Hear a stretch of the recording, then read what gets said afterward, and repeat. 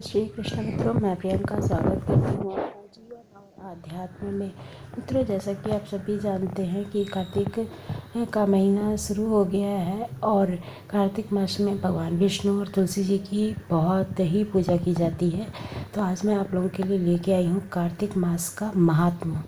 सारण तीर्थ में श्री सूत जी महाराज 28,000 सौन कादिक ऋषियों से बोले कि अब मैं आपको कार्तिक मास की कथा विस्तार से सुनाता हूँ, जिसे सुनकर मनुष्य सब प्रकार के पापों से छूटकर अंत समय में वैकुंठ को प्राप्त होता है। सूत जी बोले, श्री कृष्ण जी से आज्ञा लेकर देवर्षि नारद के चले जाने पर सत्यभामा प्रसन्न होकर लक्ष्मीपति भगवान से कहने लगी कि हे नाथ, मैं धन्य हुई, मेरा जीवन सफल हो गया।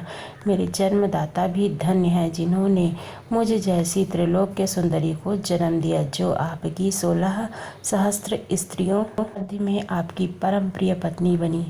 मैंने वह कल्प वृक्ष आदि पुरुष आपके साथ नारद जी को विधि पूर्वक दान में दे दिया, परंतु वही कल्प वृक्ष मेरे घर लहराया करता है, जिस को मृत्यु लोक में कोई भी स्त्रियां नहीं जानती हैं। हे त्रिलोकीनाथ, मैं आपसे कुछ पूछना चाहती हूँ। आप मुझे विस्तार पूर्वक कार्तिक मास की कथा सुनाओ, जिसको सुनकर हित हो तथा जिसके करने से कल्प पर्यंत भी आप मुझसे विमुख न हो। सूत जी बोले, सत्यभामा के ऐसे वचन सुनकर हंसते हुए श्री कृष्ण जी ने सत्यभामा का हाथ पकड़कर तथा अपने सेवकों को वहीं रोक कर विलास युक्त अपनी पत्नी को कल्प वृक्ष के नीचे ले गए और हंसकर कहने लगे कि हे प्रिय, 16,000 रानियों में से मुझे तुम प्राणों के समान प्यारी हो।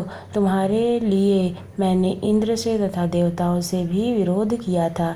हे कांते, जो बात तुमने मुझसे पूछी है, उन अद्भुत बातों को सुनो। सूत जी बोले, एक दिन श्री कृष्ण भगवान ने सत्यभामा की प्रिय कामना के लिए गरुड़ पर सवार होकर इंद्रलोक जाकर कल्प वृक्ष मांगा। तब इंद्र ने मना कर दिया था देने के लिए। गरुड़ का इंद्र से घोर युद्ध हुआ और गौलोक से गरुड़ ने गौ से युद्ध किया। गरुड़ जी की चोंच की चोट से उनके कान और पूंछ कट गिर पड़े।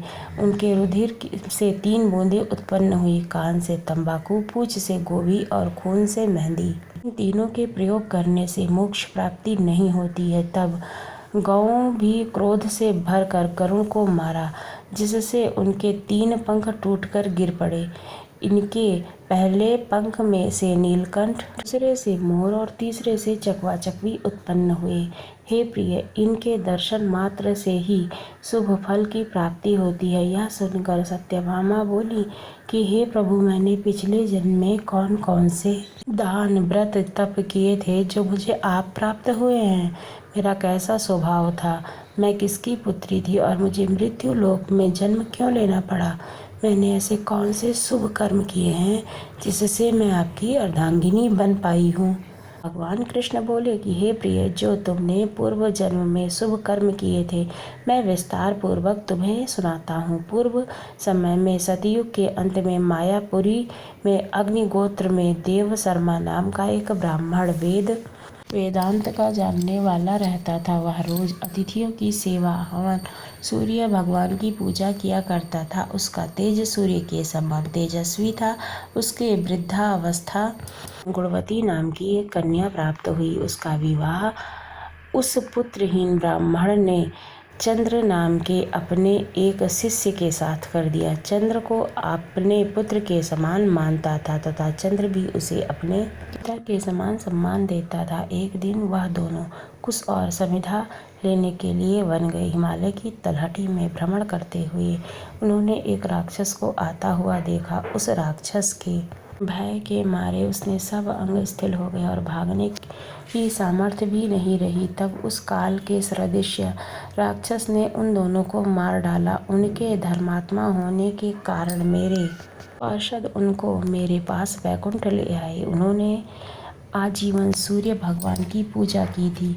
उस कर्म से मैं दोनों पर अति प्रसन्न हुआ। शिव, सूर्य, गणेश जी, देवी तथा इन सब देवताओं की पूजा करने वाले सब स्वर्ग को प्राप्त होते हैं। मैं एक होता हुआ भी काल और कर्मों के भेद से 5 प्रकार का होता हूँ। जैसे एक देवदत्त, पिता, भ्राता आदि नामों से बोला जाता है, तब वह दोनों विमान पर चढ़े हुए सूर्य के समान तेजस्वी रूपवान, चंदन और माला धारण किए हुए मेरे भवन में आए तो दिव्य भोग भोगने लगे।